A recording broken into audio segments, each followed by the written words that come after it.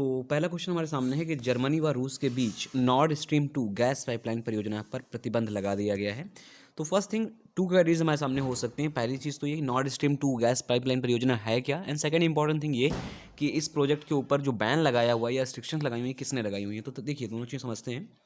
तो Nord stream जो 2 है ये असल में देखने से ही पता लगा सेकेंड फेज़ है ये। इसका मतलब कि नॉर्ड स्ट्रीम फर्स्ट फेज़ जरूर आया होगा, ठीक है। ये 2.0 है। तो ये अगर आप देखें तो ये बाल्टिक कंट्रीज़ हैं। बाल्टिक कंट्रीज जो आपकी आती हैं, इधर आपका रशिया वाला हिस्सा है और इधर आपका ये जर्मनी वाला हिस्सा है। तो इन दोनों के बीच में कनेक्टेड एक पाइपलाइन परियोजना डाली जाएगी, उसका नाम होगा नॉर्ड स्ट्रीम 2। अब बड़ी बात यहाँ पर यह है कि करीब 1200 के आसपास किलोमीटर का ये प्रोजेक्ट है, जिसके कारण जो रशिया होगा वो यूरोपीय देशों में अपना गैस का वितरण करेगा या बेचेगा सस्ते दामों के ऊपर। पूरी दुनिया में रसिया सबसे कम दामों के ऊपर गैस बेचता है, ये बहुत बड़ी बात है। और कहीं ना कहीं ये बहुत सारे ऐसे देश हैं जिनको ये बात दिक्कत लग रही थी, जैसे चाहे वो कतर हो, यूक्रेन हो या अन्य देश जो कि गैस भंडारण रखते हैं, उनको दिक्कत हो रही थी। इसलिए अमेरिका के साथ में सहभागिता दिखा करके अमेरिका ने इसके ऊपर प्रतिबंध लगा दिया है कि आप बाल्टिक सागर के क्षेत्र में ऑलरेडी जो 2011 में नॉर्ड स्ट्रीम 1 प्रोजेक्ट जो आप पूरा कर चुके हैं, अब आवश्यकता नहीं है कि आप यहाँ पर करें।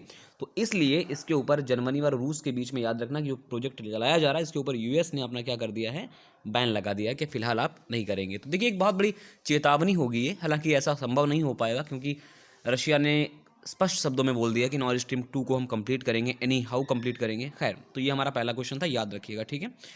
अगला क्वेश्चन ये कि वर्जिन एयरलाइंस ने बोइंग 777 से रॉकेट लॉन्चर 1 का प्रक्षेपण हासिल करके इतिहास रचा हुआ है। देखिए रॉकेट का नाम है रॉकेट लॉन्चर 1 और विमान का नाम है बोइंग 777, ठीक है। इसका असल नाम है कॉस्मिक गर्ल, ठीक है, कॉस्मिक गर्ल। तो कॉस्मिक गर्ल नाम का एक ये कह सकते हैं कि विमान था वर्जिन एयरलाइंस का। तो इसने पहली बार ऐसा कारनामा हुआ कि रॉकेट लॉन्चर जो है आपका वो एक विमान से लॉन्च कर दिया गया है, ठीक है। तो वर्जिन ने लॉन्च किया है। याद रखना कि अमेरिका की एक निजी स्पेस एजेंसी है। अमेरिका में स्पेस एजेंसी की जब बात आई तो स्पेस एक्स हो गया या ब्लू ओरिजिन हो गया। ब्लू ओरिजिन जो है वो है जेफ बेजोस की, और वर्जिन एयरलाइंस, ये 3 अलग अलग कंपनियां काम करती हैं इसके ऊपर। और हाल ही में टेस्ला भी आने वाला है, हालांकि वो एलन मस्क का ही प्रोजेक्ट है वो भी, लेकिन ये इलेक्ट्रॉनिक के दृष्टिकोण में काम करता है। तो चौथी ये भी बन जाएगी, हालांकि ये भी अगर आप याद रखें तो स्पेस एक्स वो खुद एलन मस्क का ही प्रोजेक्ट है। गुरु गोविंद सिंह की 354वीं जयंती मनाई गई। याद रखें कि जो ये गुरु थे ये 10वें गुरु थे और ये अंतिम गुरु थे। इन्होंने आदेश किया था कि जो गुरबानी होगी इसके बाद कोई भी, जो गुरबाणी होगी इसके बाद कोई भी अन्य गुरु नहीं होगा, सब गुरुवाणी के आधार पर ही नीतियाँ बनाएंगे और चलेंगे।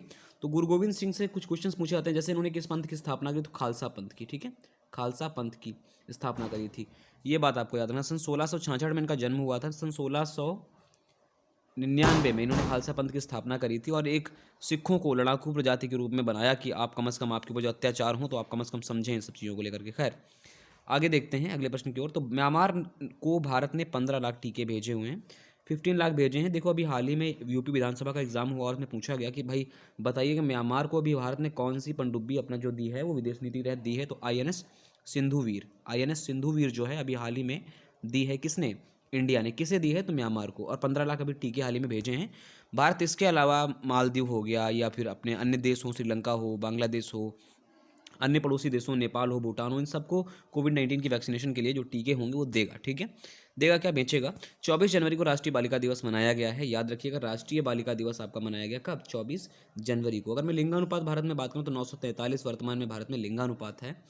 और 24 जनवरी की भी कुछ कहानियाँ हैं। कहानी ये है कि पहली बार इसी तिथि के दिन इंदिरा गांधी देश की पहली प्रधानमंत्री, महिला प्रधानमंत्री बनी थी, इंदिरा जी। तो उसी तारीख को रिलेट करके चल रहे हैं 24 जनवरी को राष्ट्रीय बालिका दिवस मनाया जाता है। आपसे प्रश्न ये है कि अंतर्राष्ट्रीय बालिका दिवस कब मनाया जाता है, ये आप कमेंट बॉक्स में जरूर बताइएगा। आई होप चीज़ें समझ में आई हूँ। वीडियो अगर अच्छा लगे तो लाइक करें, शेयर करें, कमेंट करें और चैनल को सब्सक्राइब करना ना भूलें। बने रहें हमारे साथ।